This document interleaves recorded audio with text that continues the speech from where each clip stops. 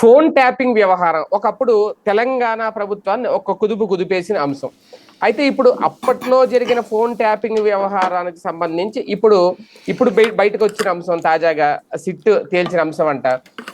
జగన్మోహన్ రెడ్డికి కూడా అప్పటి తెలంగాణ ప్రభుత్వం కేసీఆర్ అధికారంలో ఉన్నప్పుడు సహకరించారు అనేది, అంటే కాంగ్రెస్ పార్టీ మీద నిఘా పెట్టారు అనేది. అందులో జగన్మోహన్ రెడ్డికి షర్మిల ఫోన్ల మీద కూడా ట్యాపింగ్ కి సంబంధించి ఆయనకి సహకరించారు కొంతమంది. అప్పట్లో ఆ అధికారి ఎవరైతే ఉన్నారో ఎస్ఐబి చీఫ్ అంట ప్రభాకర్ రావు, ఆయన ఎప్పటికప్పుడు షర్మిల ఎవరితో మాట్లాడుతున్నారు ఏంటనే వాయిస్ రికార్డింగ్లను కూడా జగన్మోహన్ రెడ్డి గారికి చేరవేశారంట. అంటే ఓకే, ఫోన్ ట్యాపింగ్ జరిగిందా లేదా, అది లీగలా ఇల్లీగలా అనేది ఒకటి.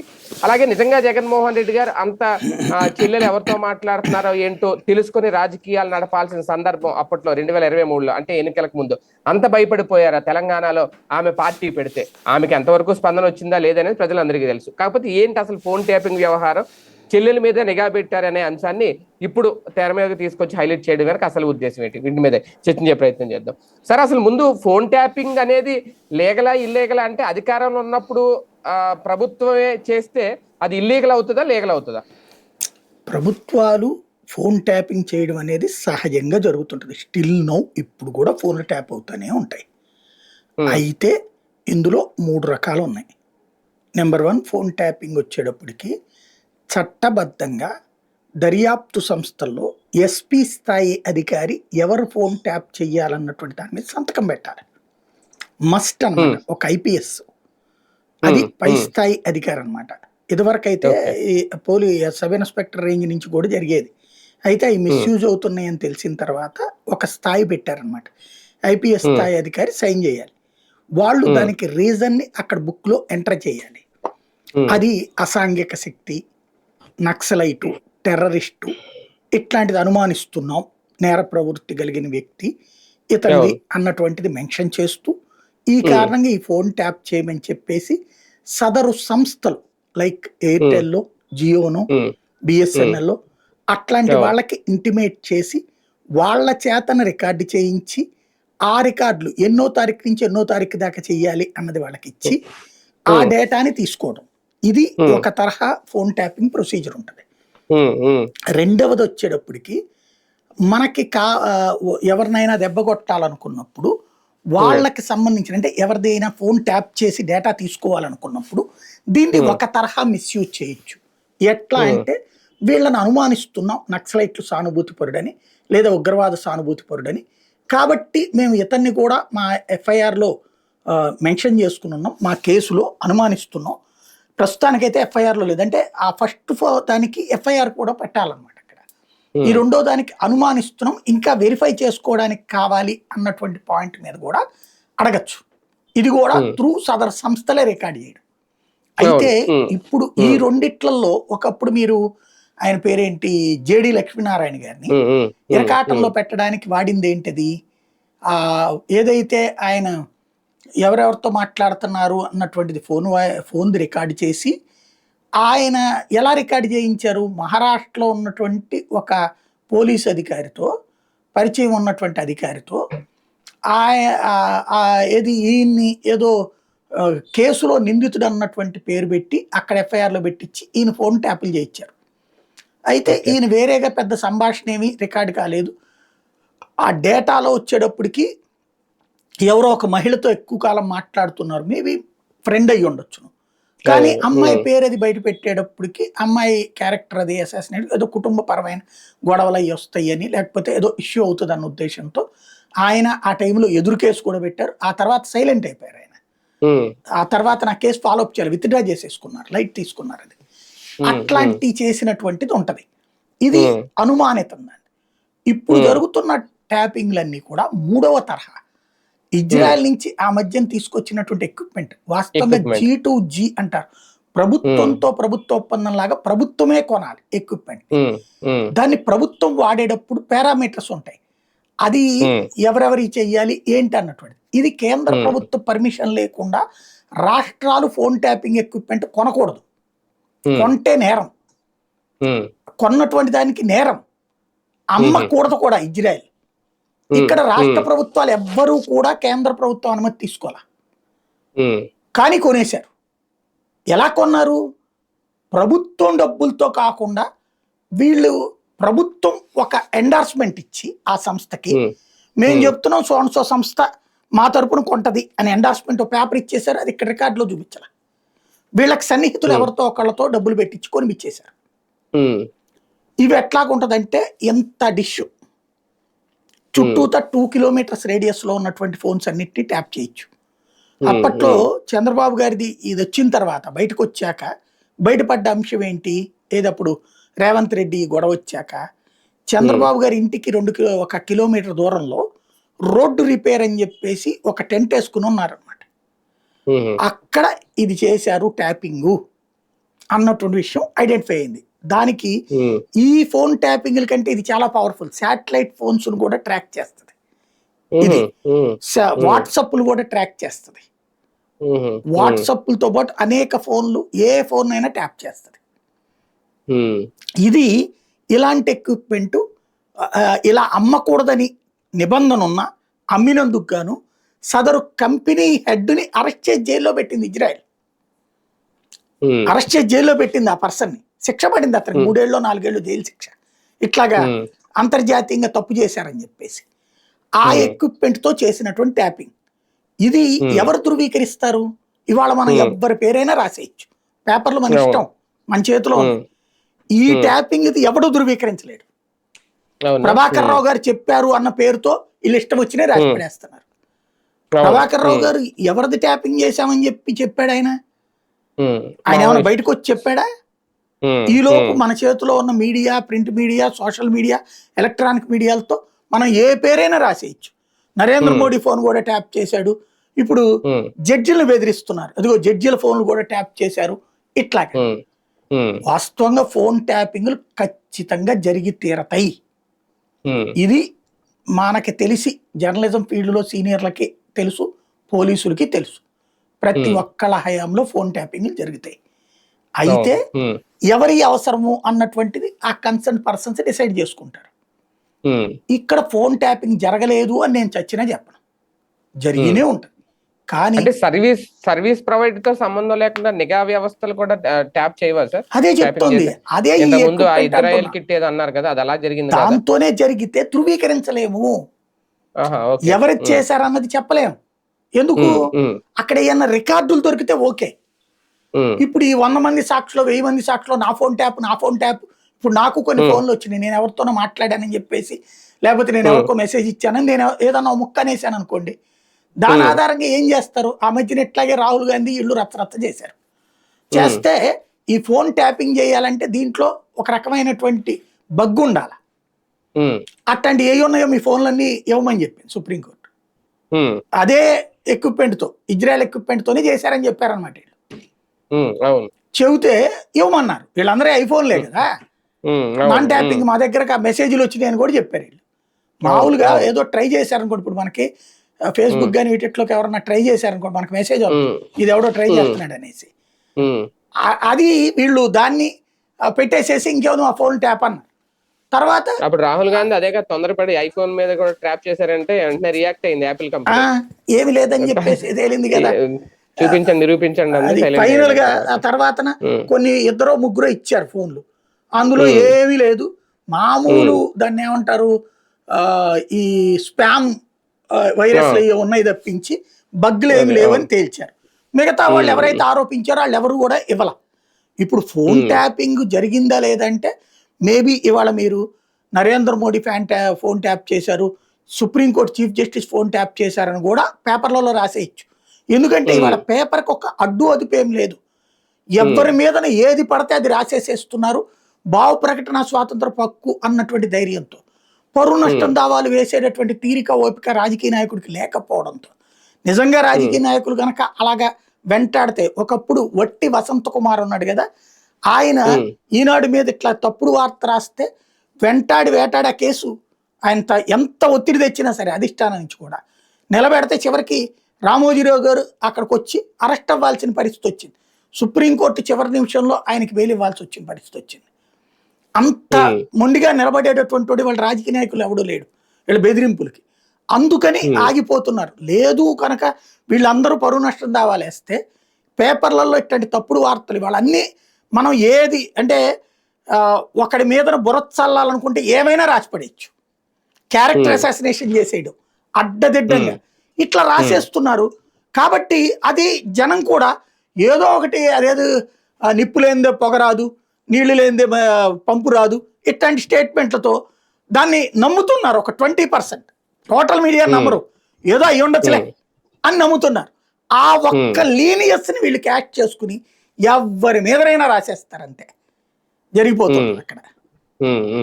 కానీ ఒకటి సార్ వీళ్ళు చెప్తున్న పాయింట్, మావోయిస్టు సానుభూతి పరులు ఫోన్ ట్రాప్ చేసే ఆ లిస్ట్ లో ఈ సర్వీస్ ప్రొవైడర్స్ కి షర్మిల్ గారి నెంబరు ఇంకొక నెంబరు ఇచ్చేసి అలా కూడా ట్యాప్ చేశారు అనేది, అంటే నిజంగా అలాగా దానికి ఏమి ఒక ఇది ఉండదా, సర్టైన్ నిబద్ధత ఏమి ఉండదా? ఎవరి నెంబర్లు ఇచ్చినా సర్వీస్ ప్రొవైడర్స్ ప్రభుత్వం ఇస్తే కనుక, లెటర్ ఇస్తే కనుక ట్రాప్ చేసేస్తారా? సర్వీస్ ప్రొవైడర్లు ఇచ్చినటువంటిది అయితే ఈ పాటి కేసు ఎప్పుడో తెలిపోయేది ఉండేదండి. సర్వీస్ ప్రొవైడర్ల ద్వారా చేయలేదు వాళ్ళు ట్యాపింగ్, వాళ్ళ సొంత ఎక్విప్మెంట్ తోనే చేశారు. ఇదేంటంటే ఎవరికి తోచిందో అటు రాసి పడేస్తున్నాడు. బేసిక్ గా అక్కడ సొంత ఎక్విప్మెంట్ తో చేశారు. కానీ ఇప్పుడు అదేదో ఒక టీవీ ఛానల్లో దొరికింది కదా ఎక్విప్మెంట్ అంతా కూడా, అంటే వీళ్ళు చెప్తుంది ఒకే రోజు 600 నెంబర్లు ట్రాప్ చేశారు. అట్లాగా అది సర్వీస్ ప్రొవైడర్ చెయ్యడు, అదే అంటున్నారు. సర్వీస్ ప్రొవైడర్ అన్ని వస్తే గనక కేంద్ర హోంశాఖ దృష్టికి తీసుకెళ్తాడు, ఇల్లేందో చూడండి అనేసి. వాళ్ళు చేయరు. అది వాస్తవంగా జరిగింది. ఏదో టీవీ న్యూస్ ఛానల్దే, దానికి సంబంధించినటువంటి హెడ్ అక్కడ అతనితో కీలక పాత్ర పోషించి ఎక్విప్మెంట్ అంతా అక్కడ పెట్టారు. ఇది ఈ ఇజ్రాయెల్ దగ్గర కొన్న ఎక్విప్మెంట్ పెగాసెస్ ఏందని దాని నుంచి ఆలోచిస్తారు. ఆ ఎక్విప్మెంట్ అక్కడ పెట్టారు. ఆ ఎక్విప్మెంట్ ఆంధ్రాలో ఏబి వెంకటేశ్వరరావు గారి కుమారుడు పేరు మీదుగా చేశారు. లేదన్నారు ఆయన, దాని మీదనే కదా ఆయన మీద ఇష్యూ. ఇప్పుడు 23 మంది ఎమ్మెల్యేలు ఎట్లాగా వెళ్ళారు ఆ రోజున, వీళ్ళ ఫోన్లు ట్యాపులు చేయబట్టినే కదా. ఇంకోటి ఫోన్ ట్యాప్ జరిగింది, చంద్రబాబు గారి ఫోన్ ట్యాప్ జరిగింది, రేవంత్ రెడ్డి ఫోన్ ట్యాప్ జరిగింది, ఇది క్లియర్. అట్లాగే షర్మిల ఫోన్ ట్యాప్ కూడా జరిగే ఉంటుంది. అయితే అది జగన్ కోసమని ఇప్పుడు జగన్ అందులోకి లాగి క్యారెక్టర్ అసాసినేషన్ చేయడం వీళ్ళు చేస్తుంది. అక్కడ బేసిక్ గా జగన్ కోసమని ఎవరు ధృవీకరించారు? ఇంకోటి 2024 ఎన్నికలు మనకి ఇక్కడ, అక్కడ 2023 డిసెంబర్లో జరిగింది ఎన్నికలు. అప్పటికి అమ్మాయి వైఎస్ఆర్టీపీ, అసలు జగన్ కి గొడవలు లేవు అప్పటికి. ఇంకెందుకు దాంట్లో ఇతంటే ట్యాప్ చేయించాలి? ఆమె ట్యాప్ చేసి ఉండొచ్చు. ఎవరి కోసం చేస్తారు? కేసీఆర్ ఆమెతో ఎవరి టచ్ లో ఉన్నారు బీఆర్ఎస్ వాళ్ళు, అది తెలుసుకోవడానికి చేసి ఉండొచ్చు. కాంగ్రెస్ వాళ్ళు ఎవరన్నా టచ్ లో ఉన్నారేమో తెలుసుకోవడానికి చేసి ఉండొచ్చు ఖచ్చితంగా. అది కేసీఆర్ చేయించి ఉండొచ్చు. అది తన ప్రయోజనాల కోసం కానీ జగన్ కోసం అని నేను అనుకోనది. ఎందుకంటే అప్పటికి జగన్తో వివేదం కూడా లేదు, ఎప్పుడు స్టేట్మెంట్ కూడా ఇవ్వలేదు జగన్ వ్యతిరేకంగా. ఇంకా ఎంతో మంది లాగడానికి ప్రయత్నించినా వాళ్ళ రాజకీయం వాళ్ళదమ్మా, మా రాజకీయం మాదమ్మా అని చెప్పుకొచ్చింది. అట్లాంటప్పుడు ఎందుకు చేయాలా ఇన్ఫర్మేషన్? ఇంకోటి ఆమెకి అక్కడ ఏముందని, అప్పటికి డిస్ప్యూటు, ఈ ఆస్తి గొడవలు లేవు. అప్పటికి డబ్బులకి సంబంధించినటువంటి ఇష్యూస్ దగ్గరే కదా, ఆ తర్వాతే కదా వచ్చింది. తెలంగాణలో డబ్బులు తగలేసేసింది ముందు 200-300 కోట్ల రూపాయలు, 200 కోట్లు ఇచ్చానందుకు ఈఎంఐ కూడా ఒప్పుకుంది కదా మొన్న షర్మిల కూడా. తర్వాత ఎక్స్ట్రా డబ్బులు అడిగినప్పుడు జగన్ ఇవ్వకపోవడం వల్లనే గొడవ కదా. అప్పుడు ఇంకేముంది పాయింట్? కాబట్టి షర్మిల్ది ట్యాప్ చేసి ఉండొచ్చు, జగన్ కోసమని వీళ్ళు వక్రీకరించారు. ఇంకోటి అక్కడ ట్యాపింగ్ కి సంబంధించినటువంటి దాంట్లో ఏదో బేభత్సం జరిగిపోతుంది, ఖచ్చితంగా జరుగుతుంది ఈ ఆధారాలు దొరికితే. సర్వీస్ ప్రొవైడర్ల ద్వారా కనుక చేయించుంటే మాత్రం సర్వీస్ ప్రొవైడర్ లిస్ట్ ఇవ్వమంటే ఇచ్చేస్తారు వాళ్ళు, ఎవరెవరు చేశారు ఈజీ. దానికి ఇన్ని రోజులు అసలు ఈ ప్రభాకర్ రావు దాకా ఆగక్కర్లేదు, అది అంతకుముందే వచ్చేసేది. నేను అనుకోవడం అయితే ఇది ఈ స్పెషల్ ఎక్విప్మెంట్ తోనే చేసుకుంటారు అనుకుంటున్నా. కానీ ఒకటిసారి ఈ ఫోన్ ట్యాపింగ్ వ్యవహారం తెలంగాణలో అయితే ఒక రచ్చలేపుతుంది, కేటీఆర్ మేర వరకు వెళ్తుంది, కేటీఆర్ ఇందులో అరెస్ట్ చేస్తారా ఏంటనేది. ఇప్పుడు సడన్ గా జగన్ ని కూడా కావాలని ఇన్వాల్వ్ చేస్తున్నారా? మన పత్రికల్లో రాశారు, మిగతాదంతా అక్కడ నడుస్తోంది. బేసిక్ సమస్యల్లో ఏంటంటే అక్కడ తప్పుని ఒప్పుగా, ఒప్పుని తప్పుగా చిత్రీకరించేందుకు మీడియా చేస్తున్న ఒక కొత్త డ్రామా. ఫోన్లు ట్యాప్ చేశాడు, ఏం చేశాడు మరి? ఎందుకు ఓడిపోయాడు కేసీఆర్? మరి ఎన్నిసార్లు కోర్టులో ఓడిపోలేదు కేసీఆర్? అక్కడ చివరికి ఎన్నికలకు ముందు ఎన్నిసార్లు తిప్పలబడలేదు కేసీఆర్? ఉమ్, మరి ఫోన్ ట్యాపుల ద్వారా ఏం సాధించినట్టు ఆయన? ఉమ్, ఎందుకని రేవంత్ రెడ్డి వ్యవహారం తేల్చలేకపోయాడు? ఉమ్, ఎందుకని రేవంత్ రెడ్డి నిన్ను రాహుల్ గాంధీని చెడగొట్టలేకపోయాడు? ఉమ్, ఎందుకు ఉత్తమ్ కుమార్ రెడ్డి నిన్ను రేవంత్ రెడ్డిని కలపలేకపోయాడు, చెడగొట్టలేకపోయాడు? ఉమ్, కాబట్టి అవి దాంతో ఏం సాధిస్తారు? వాస్తవంగా ఫోన్ ట్యాపింగ్ని వాడాల్సింది నిజంగా టెర్రరిస్టుల మీదన, లేకపోతే అసాంఘిక శక్తుల మావోయిస్ట్ మీద. సానుభూతి మీకు పరులు, ఫోన్ మావోయిస్ట్ ట్యాపింగ్ అయినా స్పెషల్ బ్రాంచ్ ఉంటుంది, పోలీస్ డిపార్ట్మెంట్, అవును అవును. అట్లాగే ఇంటెలిజెన్స్ డిపార్ట్మెంట్ ఉంటుంది. ఈ మూడింటిని వాస్తవంగా వాడాల్సింది అలాంటి వ్యవస్థల కోసం, అసాంఘిక శక్తుల కోసం, మావోయిస్టుల కోసం, టెర్రరిస్టుల కోసం. కానీ అవును. నేను జర్నలిజం ఫీల్డ్లోకి వచ్చినప్పటి నుంచి చూస్తున్నా, ఈ విభాగాలలో ఒక వర్గం అది ఉంటుంది, ఒక 10 to 15% ఉంటారు. అది ఉమ్, 85% ప్రభుత్వాలకి రాజకీయ ఫీడ్బ్యాక్లు ఇచ్చే లేదా రాజకీయాల కోసం చేసే పనులే చేస్తారు. ఇదివరకు మేము పేపర్లో టీవీలో పనిచేసేటప్పుడు మా దగ్గరకు వచ్చి కూర్చుని ఇంటెలిజెన్స్ వాళ్ళు, స్పెషల్ బ్రాంచ్ వాళ్ళు దాని వెనకాల ఉన్న పాయింట్స్ మాతో మాట్లాడి రిపోర్ట్లు పంపించిన బోర్డు తెలుసు మాకు. ఉమ్, అట్లాగే ఇప్పుడు కూడా అట్లా పనిచేస్తూనే ఉన్నారు. అదొక వ్యవస్థ ఉంటుంది. ఇప్పుడు ఇక్కడ వీళ్ళ ఉద్దేశం ఏంటంటే, రేవంత్ రెడ్డి ఒక అవినీతి పరుడు, రేవంత్ రెడ్డి డబ్బులకి ఓట్లకి కొనేటటువంటి దొంగ, ఇది కదా అప్పుడు బీఆర్ఎస్ చేసుకొచ్చింది. అవును. అప్పుడు ఏంటి, ఫోన్ ట్యాప్ చేయడం వల్ల అతను దొరికిపోయాడు ఆ రోజున. స్టీఫెన్సన్ అనేటువంటి ఓటుకు నోట్ల కేసు. ఈవెన్ చంద్రబాబుని కూడా భయపెట్టి ఆంధ్రాకి పంపించగలిగింది ఆ వాయిస్ తో సహా. వాస్తవంగా రోజున ఆ ఆధారాల బేసిస్ మీదనైతే చంద్రబాబు మీద కూడా సీరియస్ గా వెళ్ళొచ్చు. ఈ లోపు ప్రముఖ నాయకుడు ఇద్దరి మధ్యన మేనేజ్ చేయడంతో ఆగిపోయింది. లేకపోతే నువ్వు అరెస్టా నేను అరెస్టా దాకా వెళ్ళారు కదా. అప్పుడు ఆ టైంలో బేసిక్ గా ఏంటంటే రేవంత్ దోషిగా అయ్యాడు, జైలుకి వెళ్ళాడు, ప్లస్ ఇబ్బంది పడ్డాడు. కాబట్టి అప్పుడు అసలు ఉద్దేశం ఏంటి, అక్కడ ఎందుకు చేశారు ఈ ట్యాపింగ్ కూడా, అది దాచేస్తున్నారు వీళ్ళు. మొట్టమొదట అప్పటికి అసలు ఈ ఆలోచనలు ఉండుండకపోవచ్చు. ఉద్యమకారుడుగా వచ్చాడు కేసీఆర్, అనుకోకుండా గెలిచాడు. 67 64 వచ్చినాయి కదా సీట్ల అప్పుడు. ఆ తక్కువ వచ్చినాయి, మెజార్టీకి ఒక 4-5 ఎక్కువ ఉన్నాయి అంతే. ఆ మూమెంట్లో ఎమ్మెల్సీ ఎలక్షన్లు జరిగితే ఆ ఎమ్మెల్సీ ఎలక్షన్లలో తెలుగుదేశం పార్టీకి బలంలే, తెలుగుదేశం బీజేపీలకి బలంలే. అయితే కేసీఆర్ కూడా బలం లేదు, సంపూర్ణ బలం. ఏదో కొన్ని ఒక 5-6 ఓట్లు తగ్గుతాయి, వీళ్ళకి ఓ 10 ఓట్లు దాకా తగ్గుతాయి.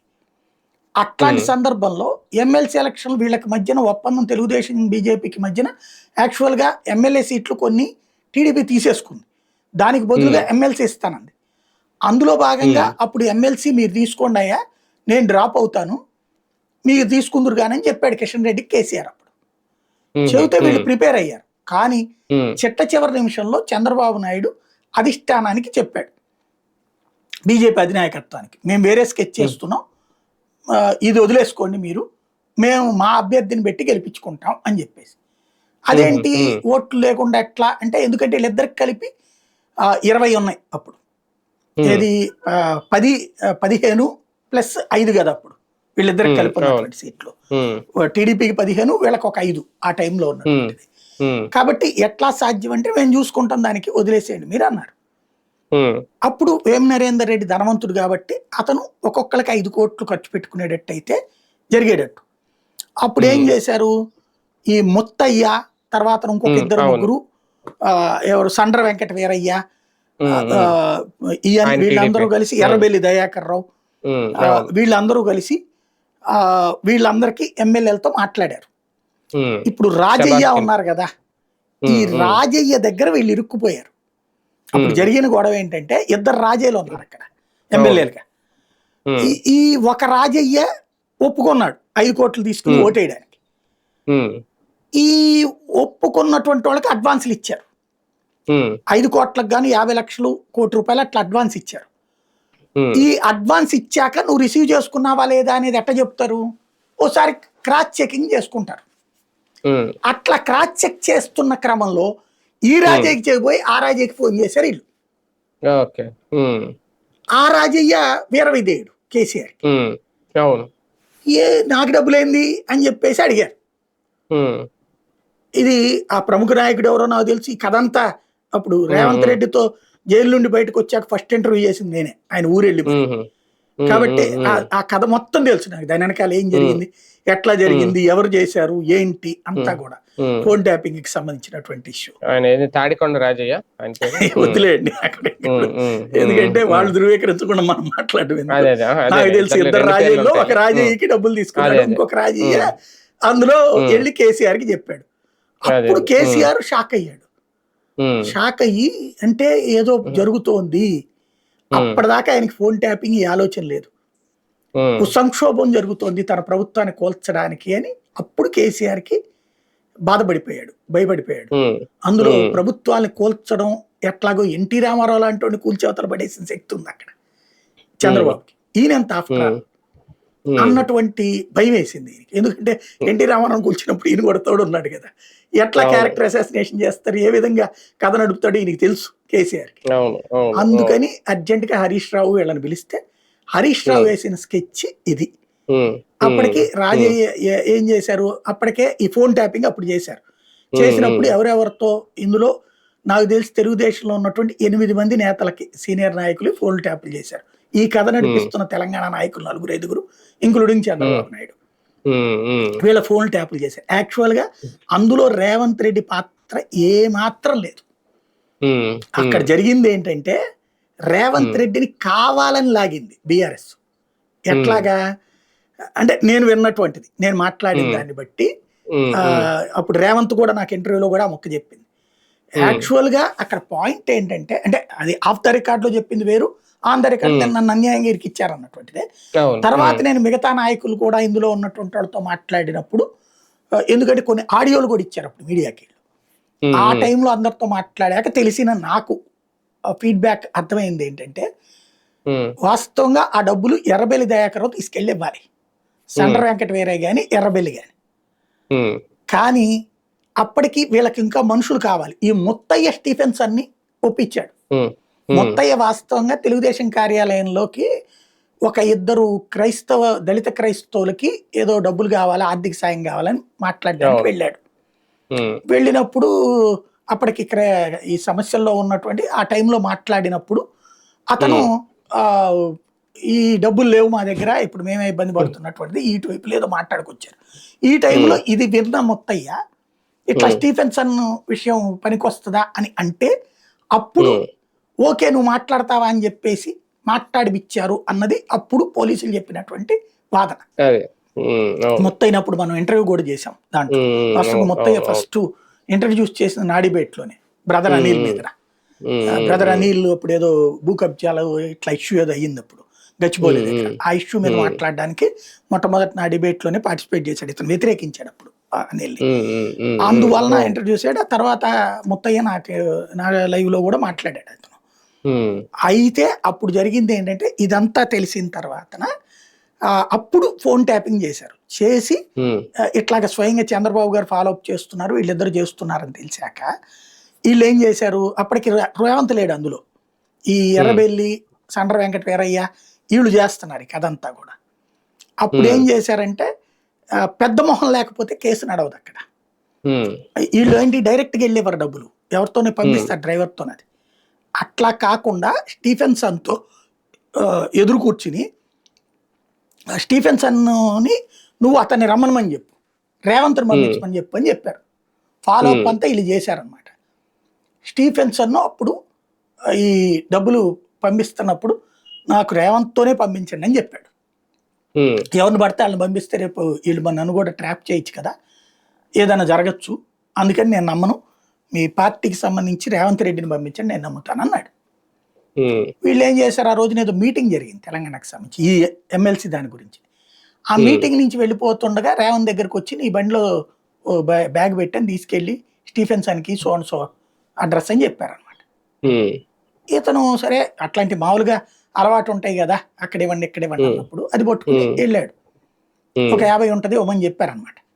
ఆడికి వెళ్ళాక ఇతను ఎక్కడ బుక్ అయిపోయాడు, ఇతనికి కూడా తెలియదు అది ఇట్లాగ ఎమ్మెల్సీ ఎలక్షన్ల ఇష్యూ అన్నటువంటిది. ఆ టైంలో ఇట్లాగా ఇతని పేరేంటి స్టీఫెన్స్ అనే మాటల్లో పెట్టి రేవంత్ని అడిగినప్పుడు రేవంత్కి అప్పుడు అర్థమైంది, ఓహో ఇప్పుడు ఎమ్మెల్సీ ఎలక్షన్లకు మన వాళ్ళు డబ్బులు ఇప్పిస్తున్నారనమాట, అయితే 10 మంది దొరికినట్టున్నారు, ఇప్పుడు ఇది జరిగితే రేపు పొద్దున ఇంకో 10 మందిని కొట్టేయడం ఈజీ కదా, అప్పుడు కేసీఆర్ ప్రభుత్వం కూల్చేయడం ఈజీ కదా, అప్పుడు ఏ కాంగ్రెస్ తోనూ పొత్తు పెట్టుకుని మనోడు పెట్టేస్తాను అనుకుంటే అప్పుడు బీజేపీని పక్కన పెడతారు, ఏముంది పోయి 5 కదా వాళ్ళకి, కాంగ్రెస్కి అప్పుడు 21 ఉన్నాయి, ఇటు నుంచి ఒక 20 మంది వచ్చారనుకోండి 41, ఇటు వీళ్ళు కలిసిపోతే అయిపోయా ప్రభుత్వం కూల్చేయచ్చు.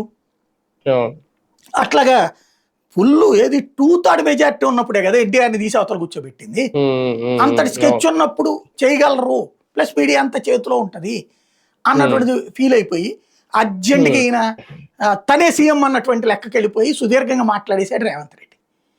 ఆ మాట్లాడిందంతా రికార్డ్ చేసిన తర్వాత ఇవన్నీ అతని చేత స్టీఫెన్స్ అని చేత వీళ్ళు చంద్రబాబుతో కూడా మాట్లాడించమన్నారు, అప్పుడే మాట్లాడించింది కూడా ఉంది కదా, ఇదంతా ఆ వాయిస్ కూడా రికార్డు పెట్టారు కదా, ఇది ఒక వ్యూహాత్మకంగా జరిగినటువంటి ఇష్యూ. అప్పుడు అనుకోకుండా ట్రాప్ లో పడిపోయింది పాపం రేవంత్ వాస్తవంగా చెప్పాలంటే జైలుకి వెళ్ళదగ్గ పెద్ద నేరం చేసినోడు కాదు, అక్కడ అన్యాయంగా ఇరుక్కున్నాడు అక్కడ. ఆ పనంతా చేసి నరబెల్లి బీఆర్ఎస్ లో కూర్చున్నాను సండ్ర వెంకటవీర గాని, చాలా కాలం పాటు సండ్ర వెంకటవీర తెలుగుదేశంలోనే ఉన్నాడు కానీ గత్యంతరం లేనప్పుడు మొన్నటిసారి వెళ్ళినట్టున్నాడు బీఆర్ఎస్. ఇది అక్కడ జరిగినటువంటి ఇష్యూ.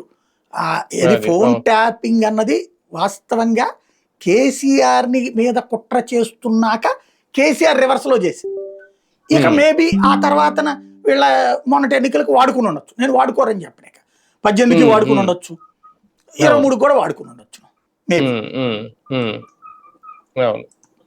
కానీ ఇప్పుడు ఇక్కడ అంతా ఓకే, అక్కడ ఇదంతా ఇంత జరిగింది కాబట్టి ఫోన్ ట్యాపింగ్ చేశారు అనుకోవచ్చు, ఇక్కడ చెల్లెల విషయంలో అంత అవసరం ఉందా జగన్మోహన్ రెడ్డి గారికి? నేను అంటున్నాను కదా, వాళ్ళు ట్యాపింగ్ షర్మిల్ది కూడా చేసి ఉండొచ్చు, జగన్ కోసం అయితే కాదు. ఏదన్నా ఒకవేళ జగన్ కి వ్యతిరేకంగా మాట్లాడుంటే జగన్ కి పంపించుంటే ఎలక్షన్స్ ముందే జగన్, అంటే ఇక్కడ సింపుల్ లాజిక్ అండి, అంటే మనం పాయింట్ టు పాయింట్ ఈ డాట్స్ ని కలుపుకునేటప్పుడు ఇది నిజమైతే జగన్ ముందే బ్లేమ్ కొట్టేవాడు షర్మిల్ని. షర్మిల బయటకు వచ్చి మాట్లాడే రోజు దాకా వైసీపీ షర్మిలని టార్గెట్ చేయలేదు, మీరు గుర్తు చేయలేదు. షర్మిల పిసిసి చీఫ్ అయినప్పుడు కూడా చేయలే. షర్మిల జగన్ ని టార్గెట్ చేయడం బిగించేశాక మాత్రమే రివర్స్ అయింది, అది కరెక్ట్ గా ఎలక్షన్స్ ముందు. లేకపోతే షర్మిల ఇట్లాగా చేస్తుందన్నటువంటి ఫీడ్బ్యాక్ కనుక ఆ ఫోన్ ట్యాపింగ్ ద్వారా ఉండుంటే, నిజమై ఉంటుంటే 6 నెలల ముందు నుంచి నేదుగా మా చెల్లెలు కూడా నా మీద పెడతానికి ట్రై చేస్తున్నారు, ఇతనే రివర్స్ వెళ్ళి ఉండేవాడు కుట్రలు చేస్తున్నారని. వివేకానంద రెడ్డి కేసులో చంద్రబాబు నాయుడు ఫస్ట్ జగన్ ని టార్గెట్ చేశాడు 19. వాస్తవంగా అప్పుడు వివేకానంద రెడ్డి కేసులో జగన్ చంద్రబాబుని టార్గెట్ చేయాలి, చంద్రబాబు జగన్ ని టార్గెట్ చేస్తే రివర్స్ లో జగన్ టార్గెట్ చేశాడు. ఇప్పుడు కూడా బాబాయ్ హత్య రోజున అక్కడ లేడు కదా తనే చేశాడని మాట్లాడుతున్నారు కదా వీళ్ళు. ఆ రోజున అట్లా మాట్లాడబట్టినే జగన్ రివర్స్ అయ్యాడు. అట్లాగే ఇట్లాగే చెప్పేవాడు కుట్ర చేస్తున్నారు నా చెల్లెలతో త్వరలో చేయబోతున్నారని జగన్ ముందు మాట్లాడేసి ఉండేవాడు కదా, అప్పుడు ఇష్యూ ఇట్లా ఉండేది కాదు కదా. లేదా అప్పుడు సునీత షర్మిల మాట్లాడుకుని ఉంటే జగన్ ముందే ప్రిపేర్ చేసేవాడు కదా, వాళ్ళ పేపర్లో ముందే రాసేసేవాడు కదా వీళ్ళందరూ అమ్ముడు పోతున్నారని, అప్పుడు ఏం జరుగుండేది, ఇష్యూ వేరేగా ఉండేది కదా. కాబట్టి జగన్ కోసం చేయలేదు, కానీ ట్యాప్ అయితే చేసుంటారు. ఎందుకంటే అప్పుడున్న ప్రతిపక్షాల వాళ్ళందరి ఫోన్లు ట్యాప్ చేశారు, బీజేపీది ట్యాప్ చేశారు, సిపిఐ సిపిఎం ట్యాప్ చేశారు, అందరిది ట్యాప్ చేశారు. అదే అంటే అసలు నేను అదే అడుగుదాం అనుకున్నా, అసలు కేసీఆర్ వీళ్ళందరూ చేయాల్సిన ముందు బీజేపీ వాళ్ళది కదా చేశారు ఖచ్చితంగా. చేయకపోతే ఆయన ఎవరు బీజేపీకి సంబంధించిన ఆర్ఎస్ఎస్ నుంచి పెట్టినటువంటి పెద్ద ఆయన ఒక ఆయన్ని వేణుగోపాల్ రెడ్డి గారిని ఎవరినో అరెస్ట్ చేయడానికి ప్లాన్ చేశారు కదా వీళ్ళు, ఆధారాల్లోనే మా దగ్గర అని చెప్పేసి. అప్పుడు ఏది ఎవరో స్వామీజీ అది ఇది అరెస్టులు చాలా పెద్ద, అది పెద్ద స్కెచ్ చేశారు, కానీ అది ఫోన్ ట్యాపింగ్ వల్లనే సాధ్యమైంది. అది మొత్తం సీసీ కెమెరాలే పెట్టి మొత్తం అంతా చేశారు. అది ఇట్లాగా రేవంత్ ఇష్యూ చేసినట్టే ఆయన చేద్దాం అనుకున్నారు, కాకపోతే ఆ ఫేస్ ఎవరికి తెలియకపోవడం వల్ల పోయింది అది కేసు. కేసీఆర్ వచ్చి పెద్ద ప్రెస్ మీట్ పెట్టి చాలా హడావుడి చేశారు, కానీ కానీ సార్ ఫైనల్ గా ఆ కేసు జరిగినప్పుడే, బీజేపీకి సంబంధించిన కేసు జరిగినప్పుడే ఓహో వీళ్ళు ఏదో ఫోన్ ట్యాపింగ్ బాగా చేస్తున్నారు, అప్పుడే అర్థమైపోయింది అంతే. అదే బీజేపీని ఇన్వాల్వ్ చేయాలి, బీజేపీని టార్గెట్ చేయాలి అనుకున్నారు, అవ్వలేదు, అది అప్పటికైతే అవ్వలేదు. ఫైనల్ గా. కానీ ఒకటి సార్, ఫైనల్ గా అంటే జగన్మోహన్ రెడ్డి గారి మీద ఇప్పటికే పెడుతున్న చాలా కేసుల్లో ఇప్పుడు ఇది కేసీఆర్ తో పాటు జగన్ కూడా ఇందులో లాగడం అనేది ఒక అడిషనల్ బోనస్ కేసు. ఏముండదు. చంద్రబాబు గారికి ఆ శిష్యుడు ఇస్తున్న గిఫ్ట్ అని కూడా నేను అనుకోని, ఇది రేవంత్ చేపిస్తున్నది కూడా కాదు. అవునా? రాధాకృష్ణ గారి ట్విస్టింగ్ అది. ఇప్పుడు ఆయన కోసం ప్రాణం పెట్టేటటువంటి వాళ్ళు ఇప్పుడు ఇదివరకు రామోజీరావు గారు, ఇప్పుడు కిరణ్ గారు, ఇప్పుడు ఈయన రాధాకృష్ణ గారు చంద్రబాబు గారిని గురించి ఎగ్జాగరేటెడ్ స్టోరీలు చేయడం కానీ, జగన్ గురించి చాలా దుర్మార్గంగా చిత్రీకరించడం కానీ, అంటే అసలు బాబుకి వ్యతిరేకంగా ఎవరుంటే వాళ్ళందరూ దుర్మార్గులే.